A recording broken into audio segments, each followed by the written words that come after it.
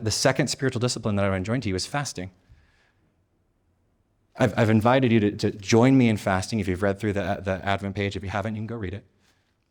The standard in the 2019 Book of Common Prayer is that Christians are expected, children and nursing mothers accepted, and those who are in ill health accepted. But the general expectation is that Christians will fast on Fridays. The older tradition, going back to the Didache, is actually Wednesdays and Fridays. Why?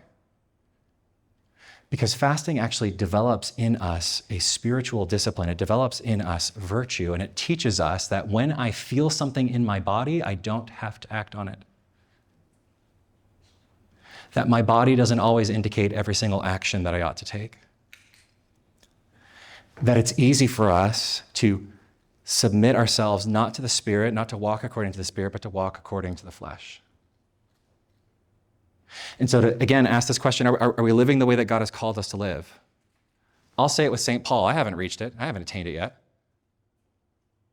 But that's why I love seasons like this, like Advent, where we can increase things like fasting, where I can do uncomfortable things like wake up early and go for a run, which is not very fun, I promise. But to say, actually, too often I find myself thinking that there's hope in the cupboard. Too often I think that I can relieve my anxiety and my pain by finding something in the refrigerator, and it turns out that's not true. And in particular, in our culture where we've looked at that area of sin, where we've looked at gluttony, we've just kind of said, like, well, actually, let's just not count that as a sin. It's fine. Paul's language here, their God is their belly, I think is really helpful for us. If you haven't engaged in fasting, pick it up during Advent. This is a great season to kind of engage in some brief virtue building, and we'll come back to this again in Lent. We'll have a little bit longer stint. But think about this as a way, how am I preparing my body for resurrection?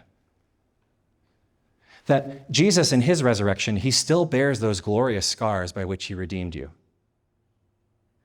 We talked about before, there's continuity and discontinuity in the resurrection, and there's going to be some level of continuity. How are you giving back to the Lord the gift that he's given you of a body? How are you learning to subject your body to the higher part of who you are? You are a body, but you also are a soul, and the soul is the higher part. The soul is actually what's supposed to be in charge of the body, and yet so often we allow the flesh to win, do we not? Broken and corrupted as it is. And so in this season of Advent, as we're looking ahead to the resurrection of the dead, might engaging in fasting be a way for us to learn how to discipline the body, recognizing that it too will be subjected to the one who subjects all things to himself.